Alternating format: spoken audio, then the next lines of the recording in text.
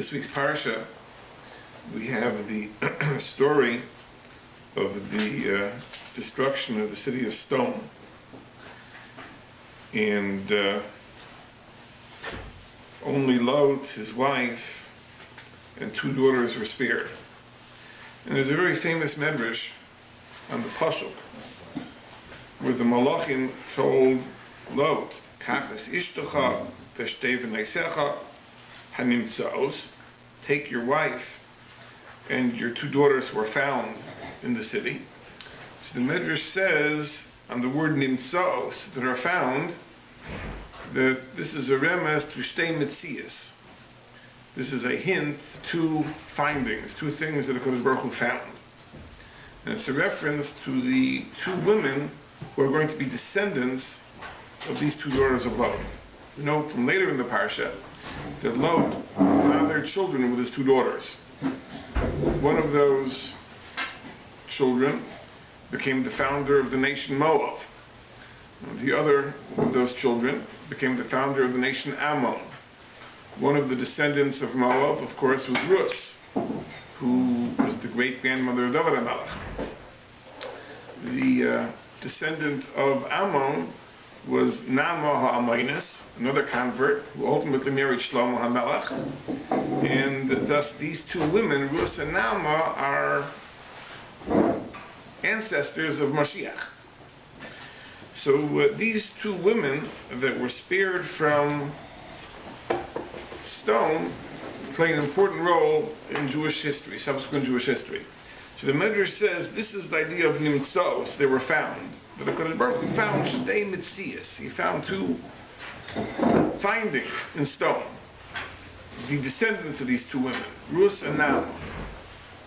And the Medrash goes on to bring a pasuk, which says in Tehillim, Hashem says, Motzasi David Avdi, I found David my servant.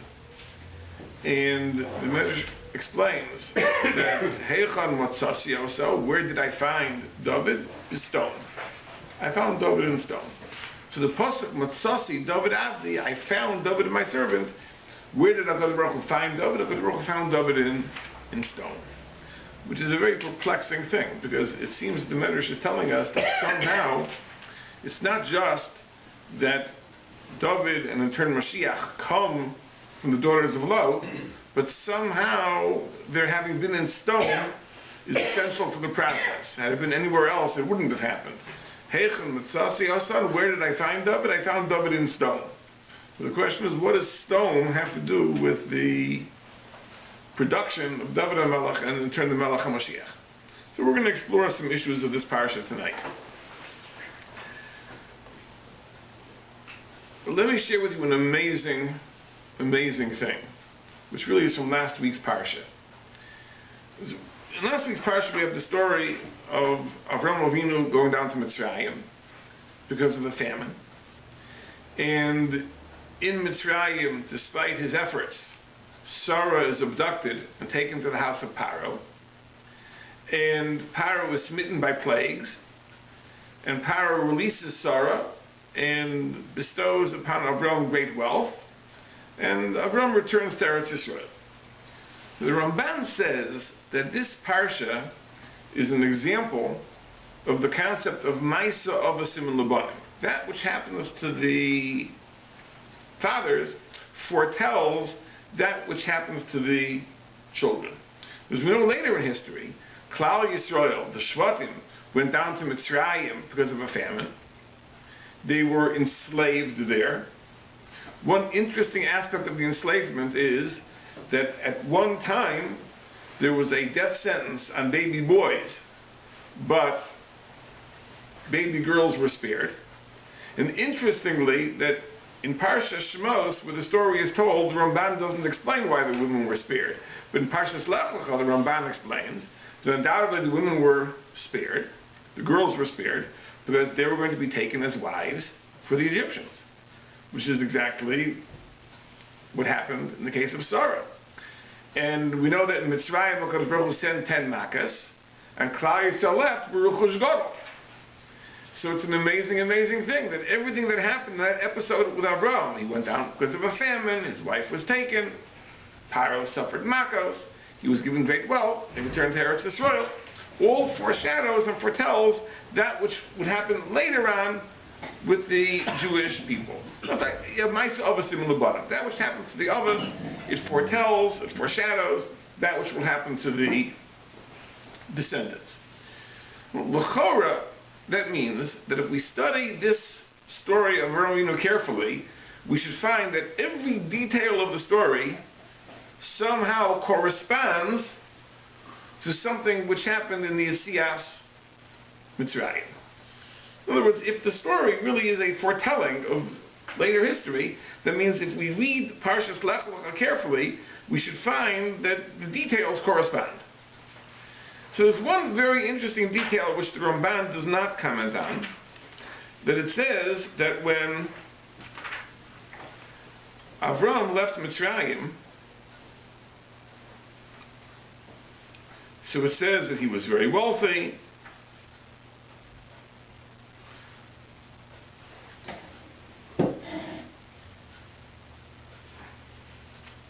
Avram kaved ba'od, he was very wealthy. The mikneh, the kesef azav, cattle, silver, gold. And it says, the gam lelot haholech es Avram, and also for Lot, who went with Avram, hayetzon uvakar va'ehalim. There also, he had sheep and cattle and tents. So the Pasuk makes a point of the fact that Lot came out of Mitzrayim with Avram. So what does that correspond to? What does that correspond to? There's an amazing thing that we know when Klal Yisrael left Mitzrayim, the Pasuk says, Gam Erev Rav, that the Erev Rav also came up with the Bnei Yisrael. It wasn't just the native-born Jews. The Erev Rav also came. And it seems that there's a correspondence over here. That just like Avram came out of Mitzrayim, not alone, but with Lot, so likewise when the Bnei Yisrael left Mitzrayim, they didn't leave alone, they also came with the Erev Rav. It's very interesting to note that there's a Ramban in Parshas Yisro, which says on the pasuk Vayichan Sham Yisrael Neged Ahar, when the Bnei Yisrael came to Har Sinai, it says that they camped before the mountain, and the pasuk emphasizes Vayichan Sham Yisrael, that Yisrael camped there. So the Ramban says that by way of preparation for Matan Torah, the Erev Rav were separated. The Erev Rav was sent to the back. Only the native-born Jews were allowed to stand close to the mountain. The Erev Rav was separated. And that was a necessary preparation for the Maimon Har Sinai. As long as the Erev Rav was mixed in among the Bnei Yisrael, the Maimon Har Sinai couldn't take place. And we find the same thing in this parsha, because it says that after Avram and Lot had their parting of the ways, it says in the pasuk that Hashem appeared to Avram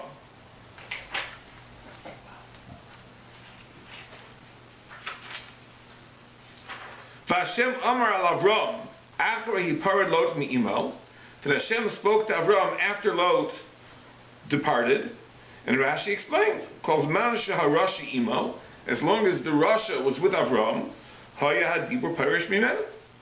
The Dibur would separate. Hashem wouldn't speak to Avram.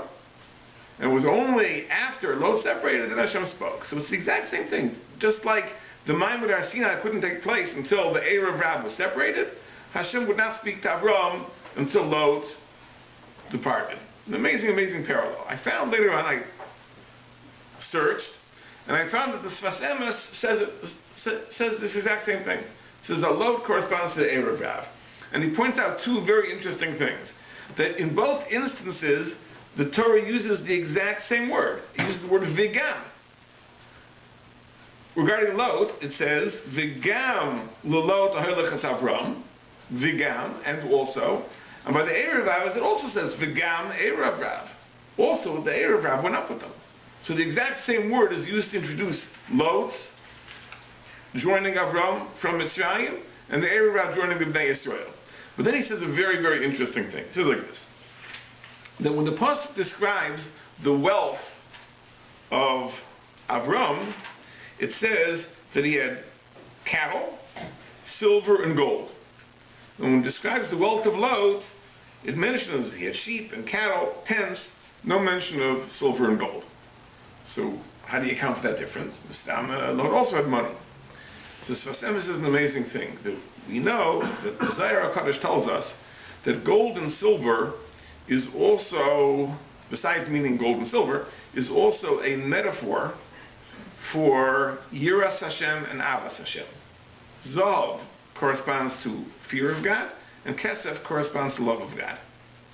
So when Avram left Mitzrayim, he left not only with material wealth, he left with Zav and Kesef also. He was complete in his fear of HaKadosh Baruch Hu and in his love for HaKadosh Baruch Hu. Lot, when he left Mitzrayim, wasn't quite the same thing. Cattle, material wealth he had, but Avas Hashem, Yiras Hashem, that he didn't have. That was the problem, and that's why they had to be separated. Very, very interesting thing. But the Sfas Emes says this idea that the Erev Rav really corresponds to Lot. So let's understand this a little bit. What does this mean?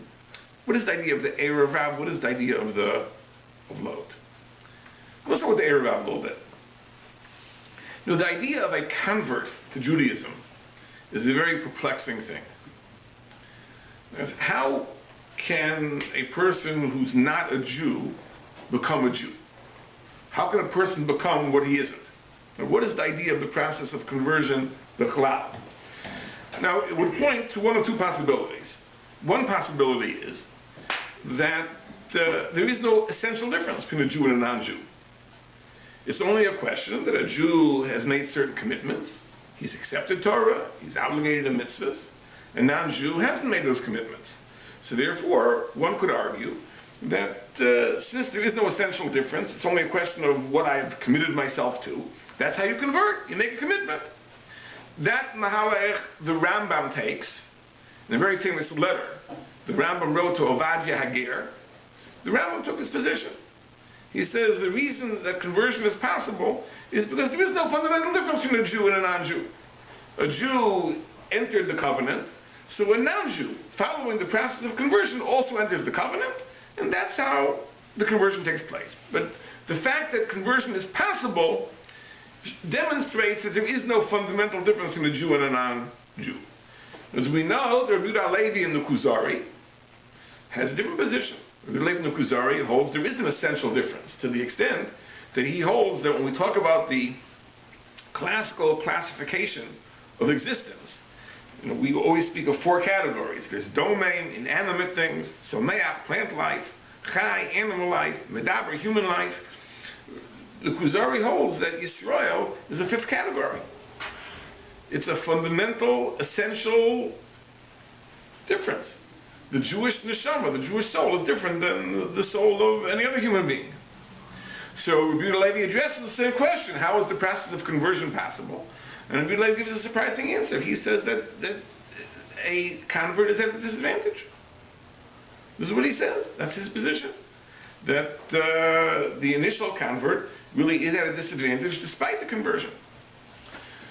But there's another approach, a third approach, which the Mukubalim take. And I'll give you a reference, a Maramakum, which is not too obscure. The Arachayim HaKadosh talks about this in the beginning of Parashas Kiseitze. And the Arachayim says that the way conversion works is this.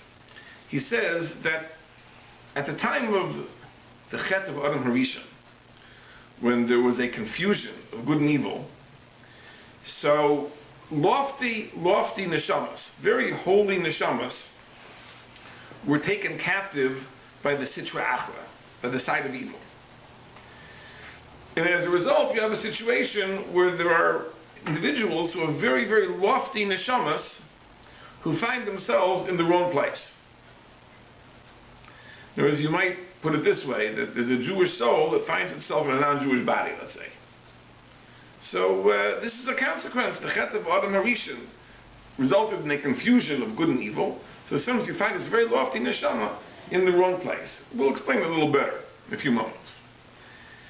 And says the Arachayim, sometimes the good part has the power to transform the negative part, and those are the Geirim who come to be Megayer on their own.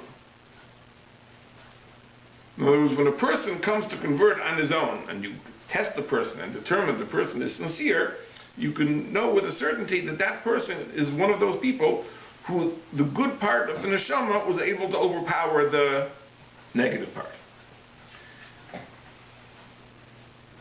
Those are the people that convert on their own.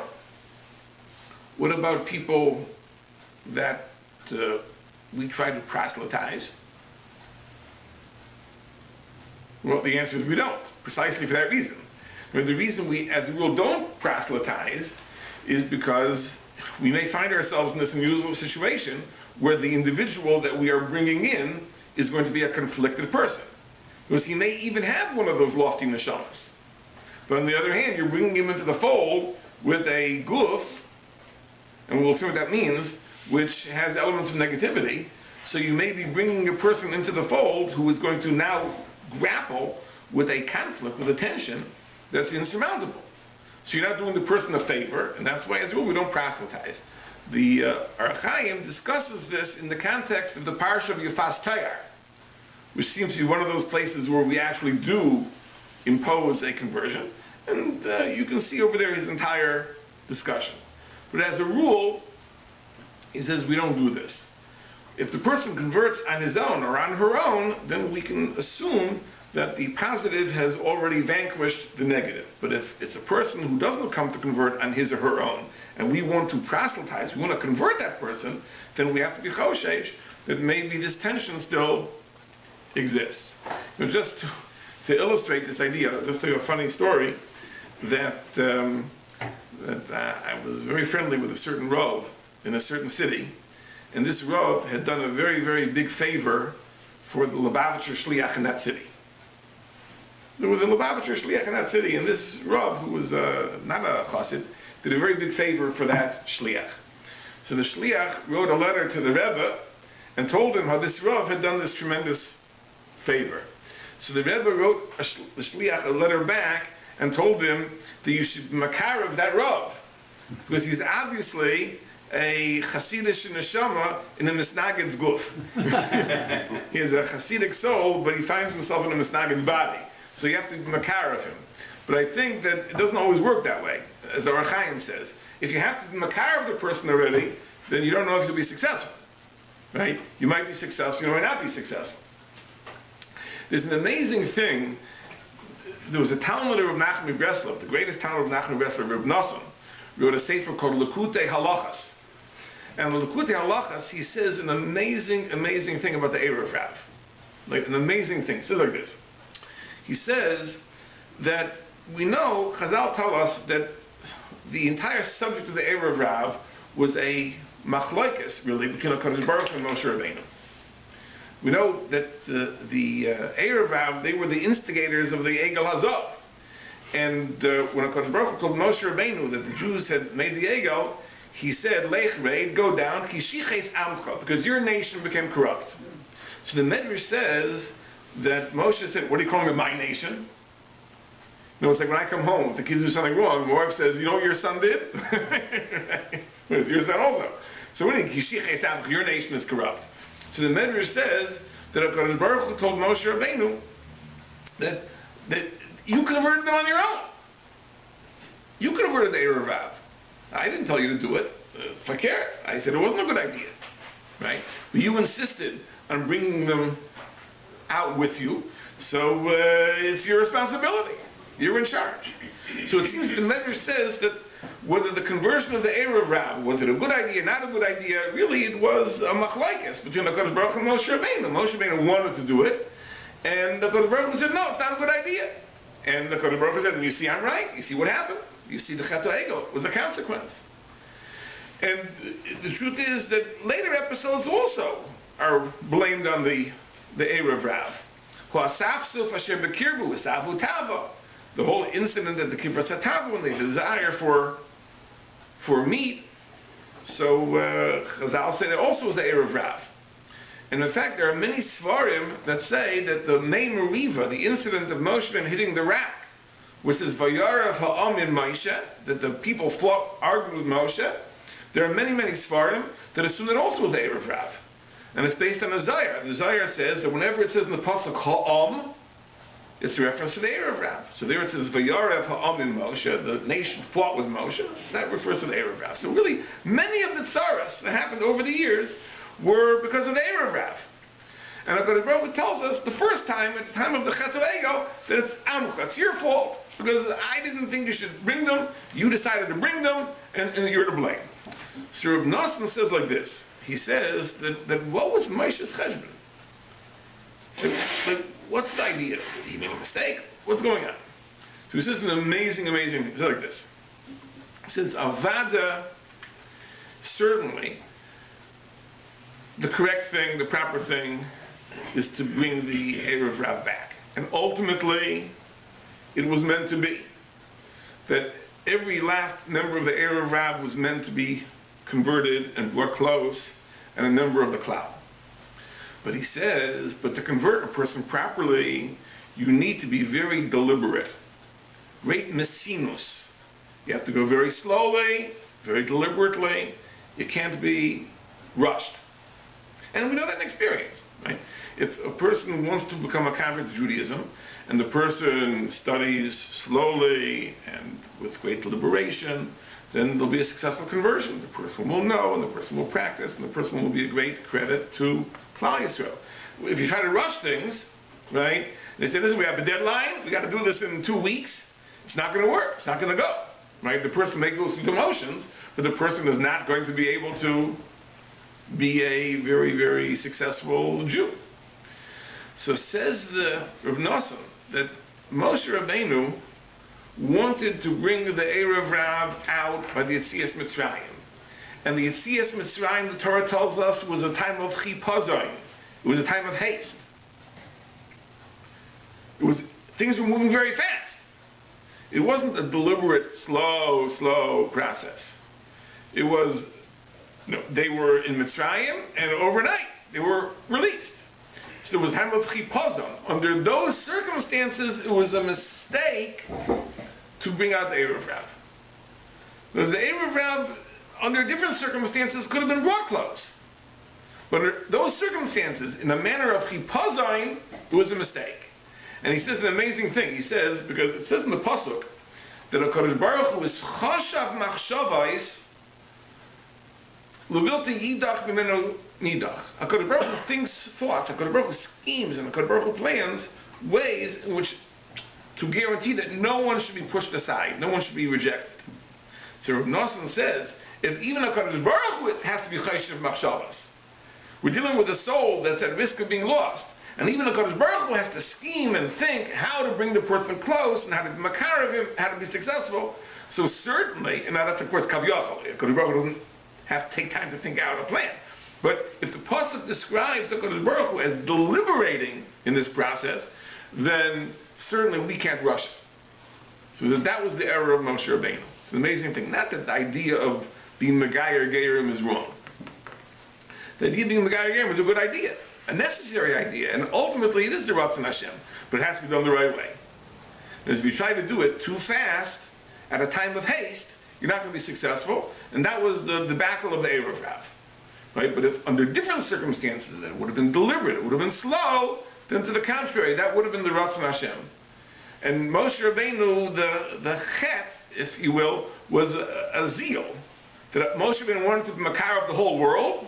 He wanted to bring all the world close to the Ribono Shel Olam, so he rushed where really being deliberate was called for, and that was really the error of the Erev Rav. That's what Rav Nosson, Talmud Rav Nachman says, an amazing insight. But it says that this was the problem of the Erev Rav. So I would like to conjecture that maybe that is the very meaning of the expression Erev Rav. In other words, the word Erev Rav means a mixture. The English, I believe, says a mixed multitude. So in what sense were they mixed? So we would tend to think they were mixed because they were mixed within the Jews. They were blended into the population of native-born Jews. I would conjecture that the reason they were called Eruv because they were mixed. They were people who were blended. They were the blends of those lofty neshamas, which had a tremendous yearning to become attached, with the negative side, which really could not cope, and therefore they were a mixture. They were an Eruv Rab. They were a large number of blended people, and that was the problem. But just to understand that idea, by the way, of what this blend is, I think we can understand it in light of what the Baal Tanya explains. Baal Tanya, the first several prakim of the Tanya, elaborate on the idea that a person really has two neshamas. A person has two souls. There's the nefesh elokis, there's the higher soul, which is the godly soul, and there's the lower soul, which is called the nefesh bahamis. It's called the animal soul. The animal soul is perhaps a misnomer, but the idea is that the lower soul is the soul which, in a sense, animates the body, and the Baal Tanya says, and also is the root of all our midas. Our personality traits are all rooted in the nefesh bahamis, whether they're positive, whether they're negative, but our personalities. When I say personality, I mean the ways in which we act by default. When we act without thinking, essentially we are acting in conformity with our underlying personalities. That is rooted in the nefesh bahamis. If a person is kind, if a person is cruel, if a person is generous, if a person is stingy, if a person is lazy, if a person is industrious, the basic tendencies of a human being, those are rooted in the lower soul. And when we act in certain ways without making conscious decisions, simply we follow by default our natural inclinations, that is all rooted in the nefesh bahamis. The nefesh elokis is that which is intellectual, that which is spiritual, that which yearns for attachment to God. That's the higher soul. And essentially, the tension of life is the conflict between the two souls. In other words, which soul is going to overpower? Is our lower soul going to overpower? Meaning, are we just going to follow our habits and our natural inclinations? Or are we going to follow our minds and the better angels of our nature, if you will, to pursue spiritual advancement? And the Baal Tanya writes that in any battle, it's not a question of which side is stronger as much as which side is more determined. And this is the question: which side is going to be more determined? Which side is going to be more energetic in advancing its interests? The nefesh bahamis or the nefesh elokis?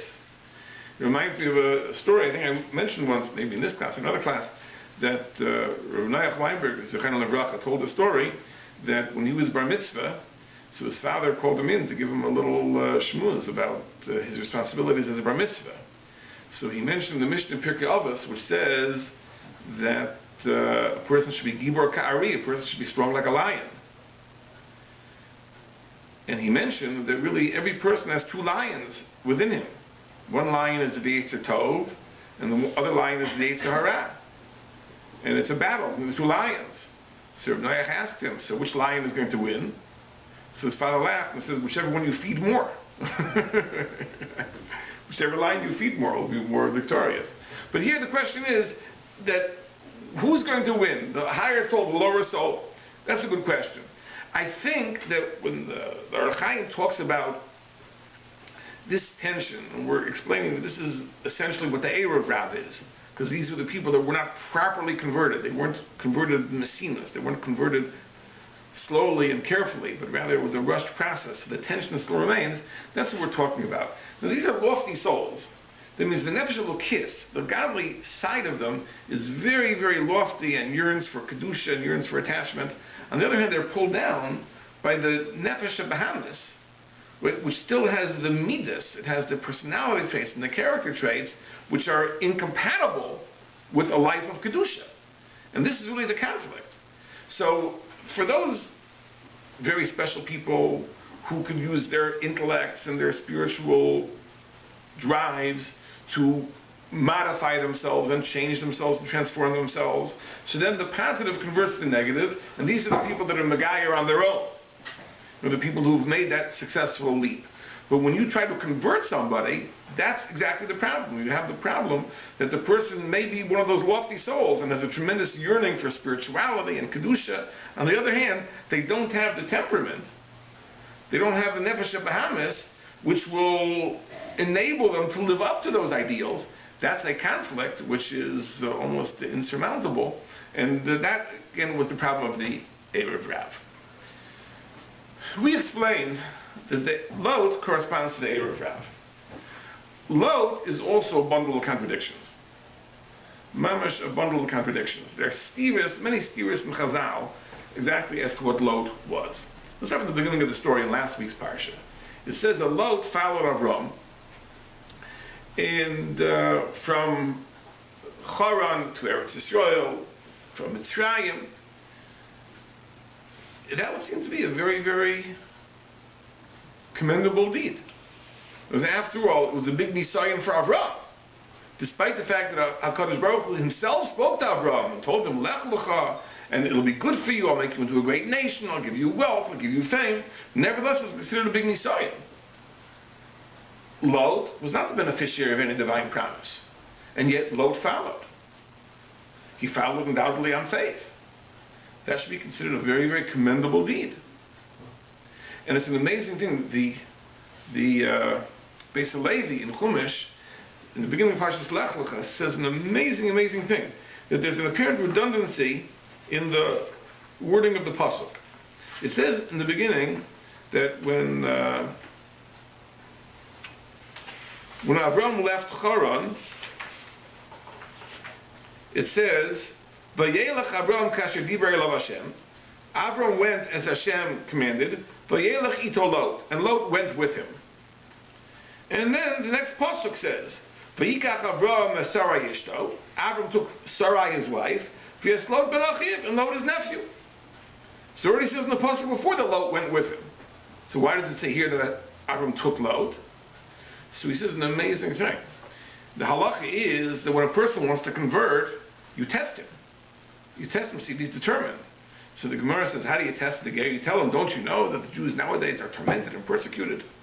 So if the person says, even so, then you know he's determined, and you take him along. So when Lot first wanted to go with Avram undoubtedly discouraged him. Avram didn't take him. So therefore, the pasuk emphasizes that when Avram went, Vayelech ito Lot, Lot went with him. Not that Avram took him. Right? Lot went with him. Lot followed him. Only after Avram saw that Lot was determined, does it say in the next pasuk that Avram took Lot. Because once Lot demonstrated that he is willing to go, he's motivated to go, then Avram took him. So it seems a very commendable thing. Later, in the city of stone, you find an amazing thing. That Lot welcomed the Malachim, in our parsha, he welcomed the Malachim, and he provided hospitality to the point of Mesiras Nefesh. He endangered his own life. But this was a capital offense in stone. And sure enough, as soon as it was found out, the people surrounded the city. They wanted to break the door down. And Lot understood that he was putting himself at risk. I don't think he knew at that point that the people that were his guests were angels and had the power to save him. Because he undoubtedly assumed they were plain human beings. That means he was putting himself in mortal danger, and did it nevertheless. Now I'll tell you a little secret that the Zohar says.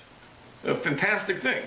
You know, there's a famous Gemara in Maseches Sanhedrin, which says that one of the terribly sinful episodes in stone was there was a girl who once gave bread to a poor man, and when she was discovered, they smeared her with honey and let her out, and she was eaten by bees, stung by bees, and she was killed that way. That was the horrific sentence that they imposed on her for providing bread to a poor man. The Gemara doesn't tell us who this girl was, but the Zohar Kodesh says that this girl was one of Lot's daughters. So that means that stone justice had touched his family. And yet he didn't hesitate to provide Achnas Zorchim. So we think a person who does kindness to the point of Mesiras Nefesh must be a very, very special person. On the other hand, Chazal tell us, we know that in last week's parsha, that HaKadosh Baruch Hu didn't speak to Lot, to Avram rather, as long as Lot was there. And Rashi says, based on the Medrash, because as long as the Rasha is there, Hashem doesn't speak to Avram. So we see he's called a Rasha. And the very fact that he chose to live in stone doesn't speak very well of the type of person he was. And if you need more proof, in this week's parsha, it says that when the Malachim told Lot that we're destroying the city, so he told Lot that when you run away, don't turn around and look at the city being destroyed. So the question is, why not? Why shouldn't he be allowed to look at the city being destroyed? So Rashi says, Atahir shata imoyim, because you were wicked along with the rest of them, ubeschus Avram atanitzal, and you're only being saved in the merit of Avram. So eincha kedai liros b'puronos vatanitzal. You don't deserve to see their punishment and to be saved. You don't have the right to gloat. Really, you deserve to be destroyed too. You're only being saved in the schus of Avram. And it's interesting that later in the parsha, when it says that Lot was running away, it says, "Vayizkar Elokim es Avram," and God remembered Avram, and he sent Lot out of the overturned city. So Rashi says, what do you mean he remembered Avram? Right? So it was Ma'us Chiroso Shel Avram, Rashi says. So he remembered, I should remember that there was one merit that Lot had. What was the merit? That when they were in Mitzrayim, and Avram said about Sarah that she's my sister to save his life, and Lot knew the truth, so Lot could have informed Avram that he's lying and Sarah really is his wife, which would result in Avram being killed, and he didn't. So he had pity on Avram, so Hashem had pity on him. Now, if you're looking for schuyas, you're looking for merits, that kind of scrapes the bottom of the barrel. I mean, that's the only thing you can say about him, that he didn't turn Avram in. It doesn't seem it's such a great schus. But it seems that it's only a schus in the sense because a tremendous thing came out of it. Because what if I do a small thing, a very, very small thing, but the consequence of that small thing is something very, very great results, then it could be a great schus. So here, it's true. Not handing a person over to be killed is not a great schus. But if that person happens to be Avram, so in a sense, you are responsible for Avram's being alive, that becomes a big schus. But really, there was nothing much to be said for him. So what was he? Was he not much a tzaddik to the point of Mesiras Nefesh? Or was he such a big Rasha that, like, the best thing you can say about him is that he didn't hand over Avram to be killed? It's a very, very serious problem. So the Maral addresses these questions. And he says like this, he says that the fact that he followed Avram, you can't call that a schus, because ultimately he separated himself from Avram. So you can't say what he did before was a great schus if he, in a sense, retracted. We know the famous Gemara. The Gemara says if a person does many mitzvahs, then he's taya al harishaynos, and then he regrets what he did, then he loses all the schuyas. So you can't say the schus of following Avram is such a great schus if ultimately he separated himself. So that you can't count. He says the schus of dachnas sorchim, so that you really also can't count. And he comments this regarding a Rashi. Rashi says that when Lot saw the guests, it says that Lot ran out to greet them. So Rashi says, Mi beis Avram lama lachzor l'orachim. He learned it from the house of Avram. So the question is, why does Rashi make this point? So the Maral explains, because Rashi brought up the question, it was such a Rasha, so why did he do such a thing? So he had a habit. He picked it up in the house of Avram. So it was a habit, it was a reflex. You see guests, you go get them. Right? And therefore the Maral says that that's not a schus. Something that you just do without thinking as a matter of habit, that's b'chlal, not a schus. Now I'll just mention as an aside that Rav Dessler doesn't quote the Maral, but he quotes the same idea from the Alter of Slobodka, and Rav Dessler builds on this from three different places, and he writes that you see from here a tremendous chiddush, that in terms of defining a person's spiritual madrega, there's nothing to do with the things that he does by habit. Things that he does by habit or because of his training, that doesn't demonstrate what you really are. It doesn't mean anything. It's only the things that you do deliberately or thought that demonstrates where you are holding spiritually. So he says that's no big deal. So Lot, we can assume, was really a big Rasha. The fact that he followed Avram, he lost that schus, and the fact that he was machnas orchim, that doesn't mean anything. He really was a big Rasha. Okay, very good. So Lot is a big Rasha. Then he says like this. But what about this last thing? He didn't turn Avram in. So that's not a big thing. I don't think that would require an answer. But the Maharal says, but you should know, he says, that this idea of not turning in Avram is a side misaydas HaTorah. This is one of the deep mysteries of Torah. This is something which is much deeper than, more profound than meets the eye, says the Maharal. This is why. Because what is the idea of not revealing a secret? Not revealing a secret shows that there is a very close bond. There's two people that share intimacies, that share secrets, and won't reveal them to others. That means that there's a very tight bond between them. You think about it for a second, it makes a lot of sense. In other words, let's say Reuven tells me something. And now I'm tempted to relay it to Shimon. So what is the calculus I make in my mind? Why should I keep Reuven's confidence and not tell Shimon? And what if Shimon is my best friend? And he'll really resent me for not telling him. And Reuven, I don't really care about Reuven. Big deal Reuven. It doesn't bother what he thinks. So I might be inspired to break Reuven's confidence and tell it to Shimon. Right? The ability to keep a secret testifies to the fact that there's a very close bond between the two people.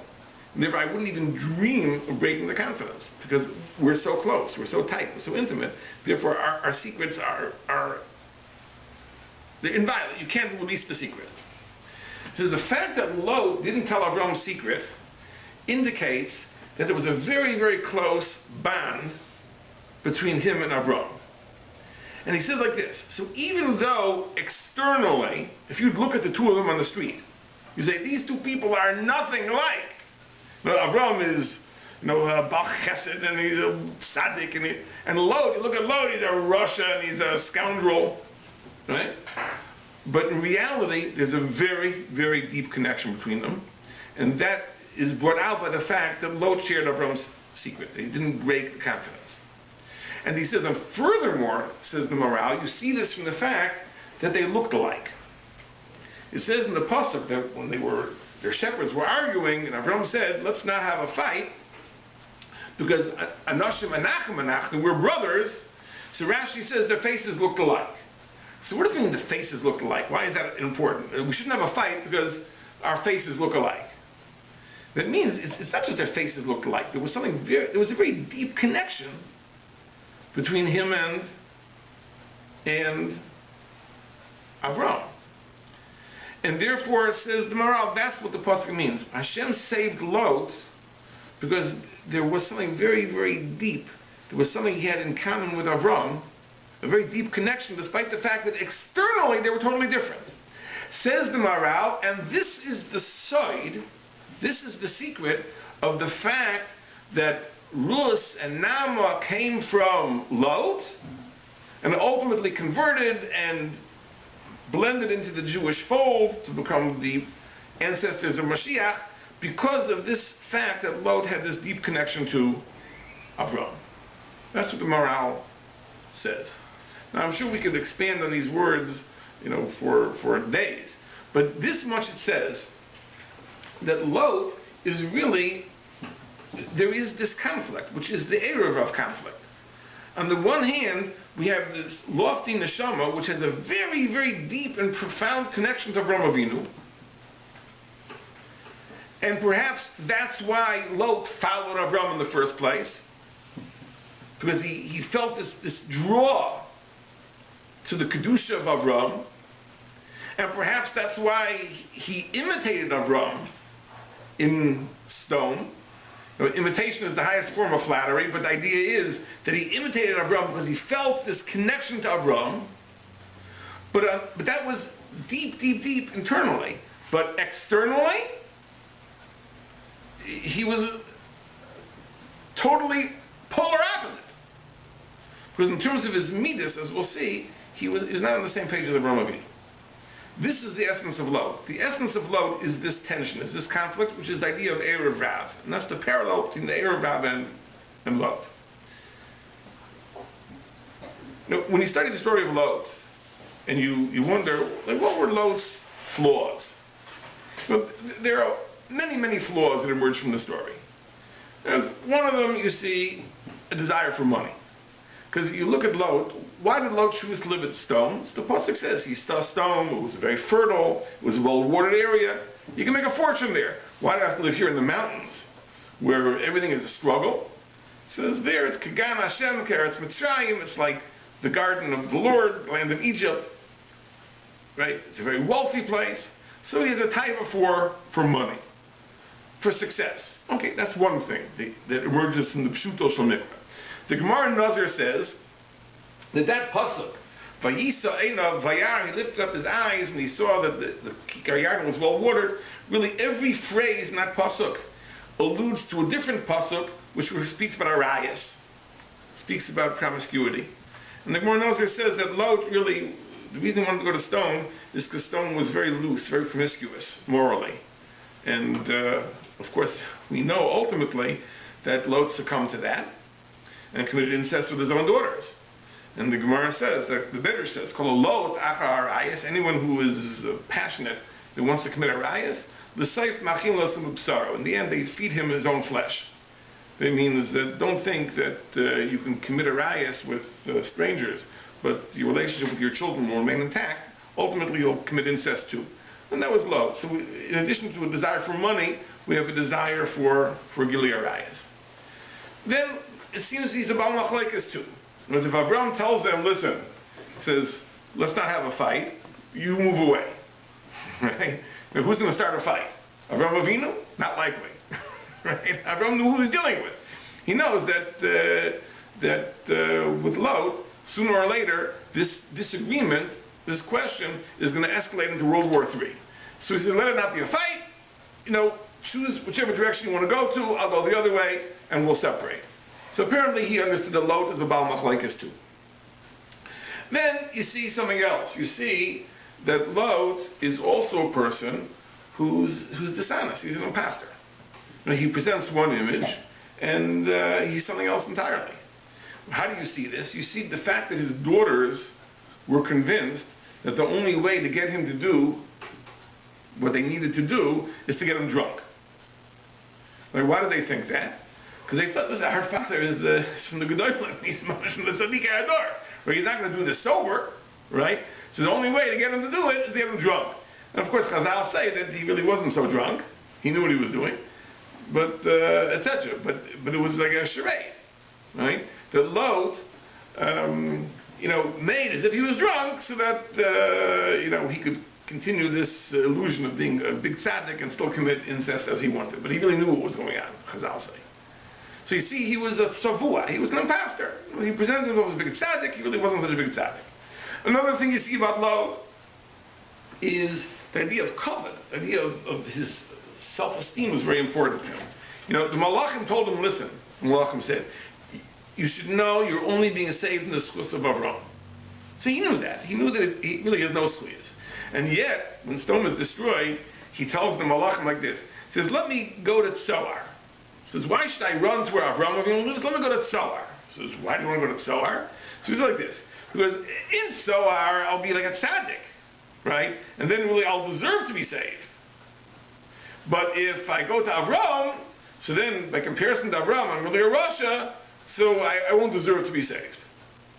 So what's he thinking? The Malachim told him you don't deserve to be saved.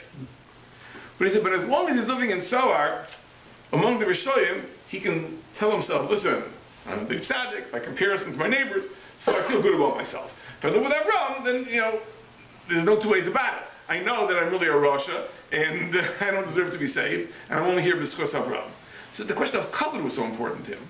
So we see that Lot had a whole package of midas that were not very exemplary. Let me show you an amazing thing.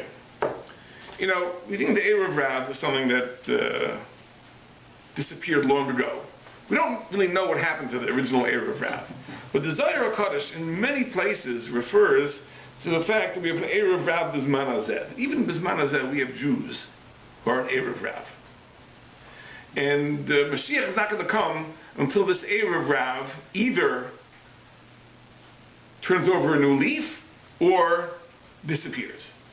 And the Zohar talks about this in many, many, many places. In the Vilna Gaon, there's a sefer from the Vilna Gaon called Evan Shleima.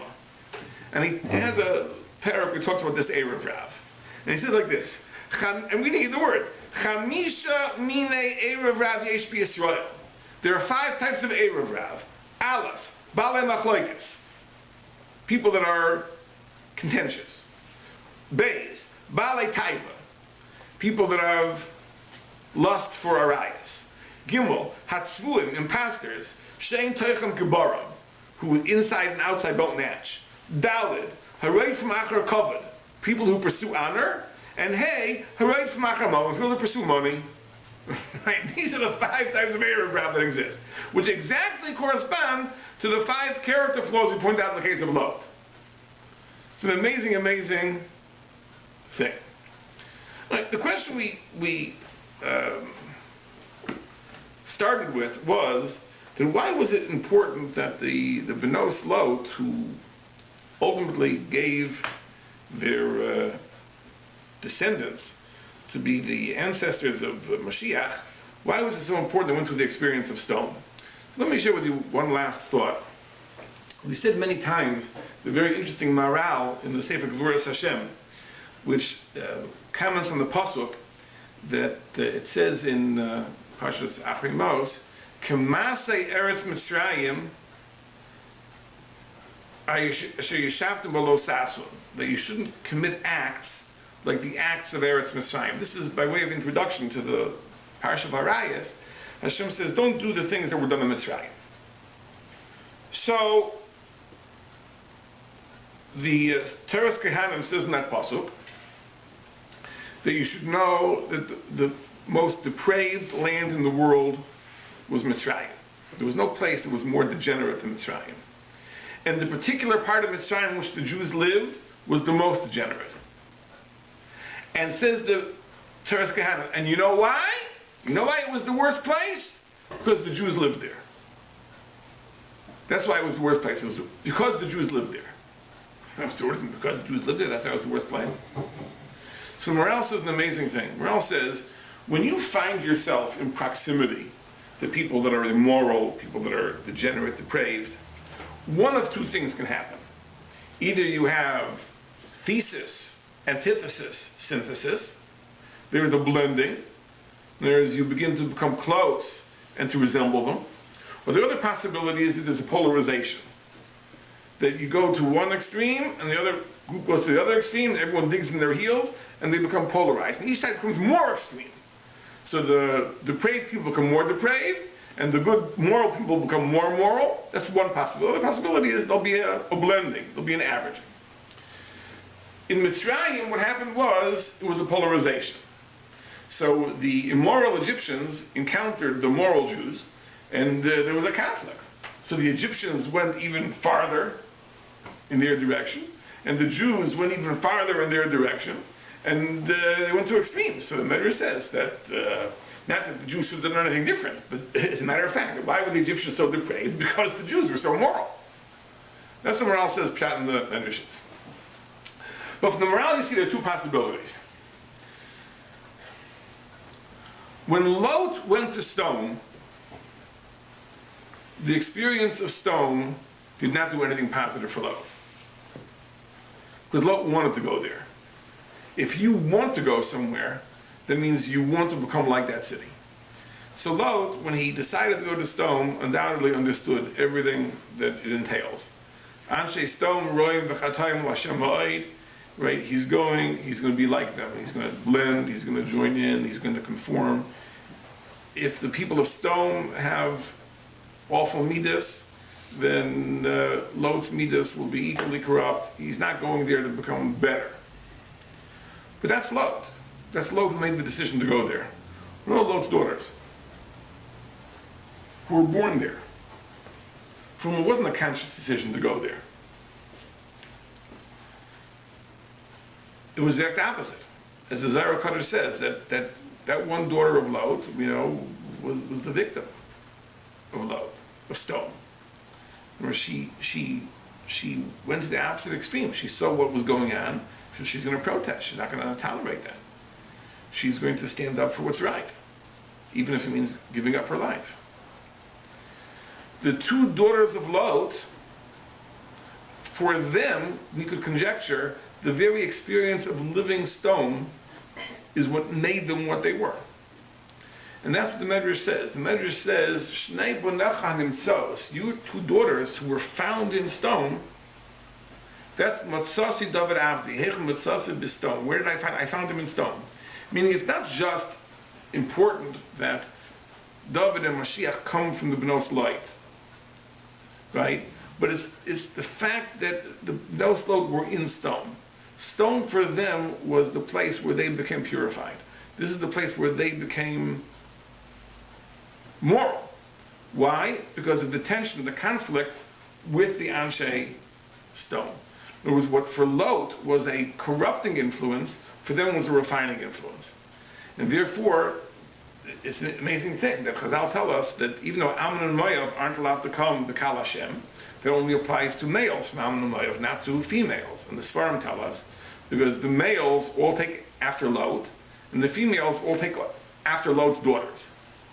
So it seems that Lot is like a shayrish of Ra, that all his male descendants who take after him, you can't even welcome them into the fold, even if they convert, they're finished. And all the female descendants take after the Benos Lot, and therefore you can take them in. The Benos Lot were the exact opposite of Lot. In the one area of selfishness, in other words, we know that Lot, as we said, he had desire for money, desire for arayas, which always involves taking. It says these women, they committed the most selfless act imaginable by giving themselves to their father because they thought the human race had been destroyed and it was necessary to sustain it. And for them, what they did with their father, for them was a selfless act. Right? That's the exact opposite of stone. Right? Stone would never commit an act like that for an altruistic reason, because it's fundamentally selfish, it's fundamentally self-centered.